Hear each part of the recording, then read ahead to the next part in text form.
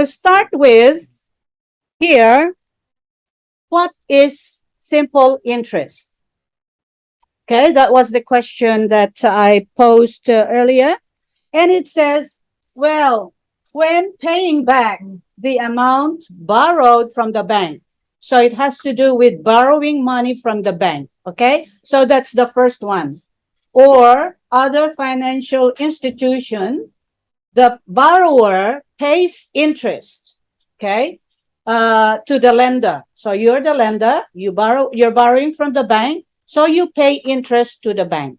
Why? Because you're using their money. So it's just like a rent.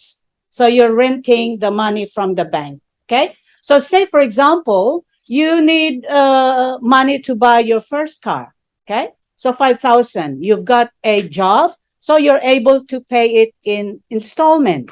So you go to the bank and say, can I borrow 5,000? Yes, you can, but you have to pay some interest. All right? So that is the interest that we're talking about here. So it's like rent paid on the money borrowed. So there is a typo in there that there should be S in there. It's like, okay?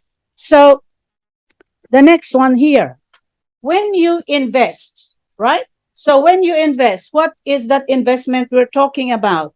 It is putting your money in the bank, okay? So the bank is borrowing actually your money, okay? So the bank will give you interest on your money, okay? So that's why when you put money in the bank and save it there, then the bank will pay you, and so your money will just grow a little bit more. So say you put 1,000 in the bank, and then after 2 years, that's going to be 1,000 plus the interest. Okay? So there are two cases in here where the interest is paid when you borrow money or when you invest money. Okay? So here, in either case, either of the two, the interest is calculated as a percentage of the amount borrowed or invested. Okay? So you have that. Wonderful. Simple interest is the percentage calculated on the amount originally borrowed or invested. Okay? There's a little bit of an error in there. All right. So what is the formula? We'll go to that. All right.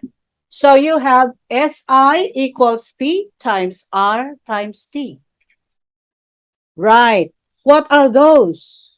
Jordy, I can read her face like, what are those? Okay. So let's see. So first one, SI is simple interest. It's the amount paid for the use of the money. Okay. So next up, we will have P. What's P? It's the principal. Principal. We call it the principal. What is that? It's the money borrowed or invested. Okay. So next up, what is rate? Right. Well, Rates. that is the percentage. Okay. The percentage is just like the example that we did earlier, 15% off. So that's the rate. And it is usually per annum. Per annum or PA, right? So what is the T? The T is the time expressed in years. All right. So that is the formula for the simple interest. Okay. Now I'll put this one on connect for the moment. Okay. So when my channel is already, up and going, then you can go to my channel. Okay. So you have that. So when you borrow the money, of course, the total amount you're going to pay back the bank would be the principal plus the interest, right? And if it is an investment, it is your money has grown to that amount. Okay, so now Let's go to the example. So example there, calculate the simple interest earned if the principal is 1,000, the rate is 5% per annum, and the time is 3 years. So what do we do? Step one, we need to list down all the information, okay?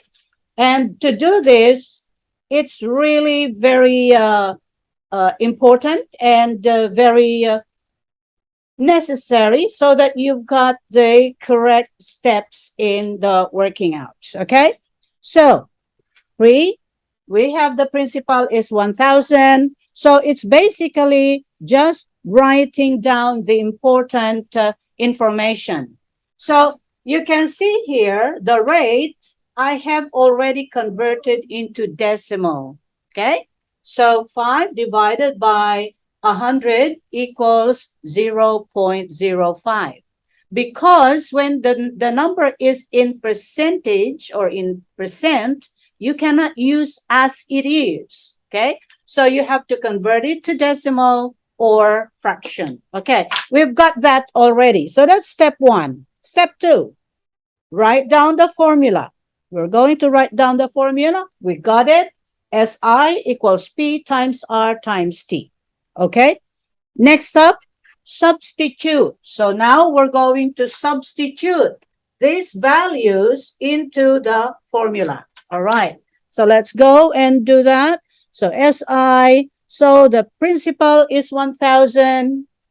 The rate is 0.05 and the time is 3. Right. So we've done the substitution. What is next? Right. So the next one is calculator's job.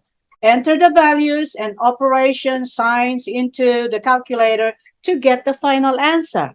So we have that is the final, oopsie, that's the final answer. See? So if you will go step by step, then it would be easy to do. All right? So now, what you're going to do is to practice on some simple problems. Okay? So simple problems would be that. All right, let's get the book, the pen, and the calculator and do these exercises. All right. Now, take notes. I want to see the step-by-step solution. It's not only like putting all the numbers into your calculator and voila, the answer is there. It's not. Why is that? Because you will forget about how to do it later on. And I don't want you to be like that. Okay, so let's go for the job. Okay, so go on with that. Thank you.